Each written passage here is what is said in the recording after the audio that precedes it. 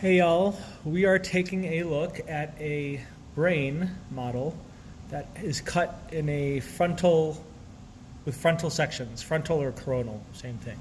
So let's take a look from rostral to caudal, anterior to posterior for the brain. So here's the anterior side. You can see the longitudinal fissure. You can see the gyri. Gyrus is what comes up. You can see the sulci. Those are the wrinkles that go deeper in. We can see the lateral sulcus, and we can see the transverse fissure in the back that separates the cerebrum from the cerebellum. I'm going to take the cerebellum off. You can see the vermis of the cerebellum right here. You can see the midbrain, pons, and medulla of the cerebellum and brainstem. Okay.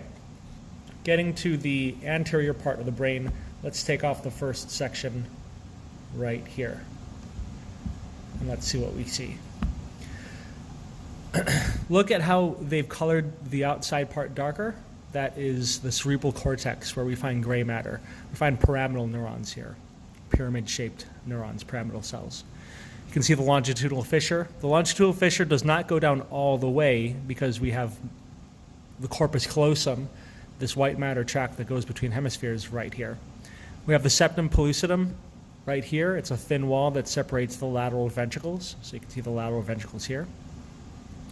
And we can also see where the lateral sulcus comes in. See how the lateral sulcus is right here? The lateral sulcus comes in right here, and we can see a bit of the insular cortex on either side. What we're starting to see, a little bit of is a little bit of the basal nuclei. The basal nuclei are gray matter that's not on the very outside. It's not in the cortex. It's deeper within. The term nucleus is referring to gray matter cell bodies that are in the central nervous system and are deeper in. So these are part of the basal nuclei.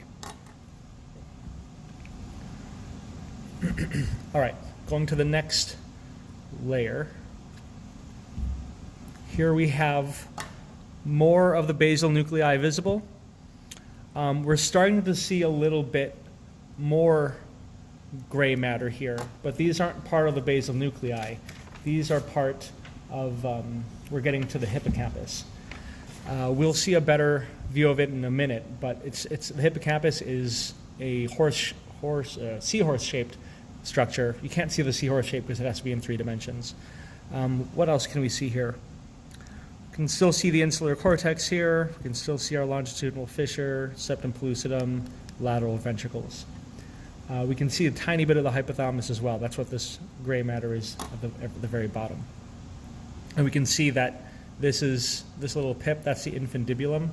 This is where, and the optic chiasm. Just right superior to the optic chiasm, we can find the hypothalamus. Going to the next level, we can see more of the basal nuclei, this darker part here, and the gray matter out here. We're starting to see the third ventricle. Lateral ventricles are on either side. Third ventricle is along the midline. And bordering the third ventricle, we have the thalamus. So the thalamus is what surrounds the third ventricle. Thalamus is important for relaying most, not all, but most sensory information. Down here, you can see more of the hippocampus. This is characteristic of the hippocampus, this very curvy thing. It's called the dentate gyrus. Don't worry about it for my class. But on this frontal cut, when you see the squiggly thing, you can easily identify the hippocampus on either side. So basal nuclei, they're part of the basal nuclei, thalamus, third ventricle, hippocampus. Now we're getting towards the rostral or caudal side of the brain. Lateral ventricles are starting to taper off. We don't see the cerebellum should be right here, so you can see part of the midbrain. We're getting pretty far back in the brain. And we're running out. So that's all the major features that we can see that I'd like you to know for this model. Hope that helps. Let me know if you have questions.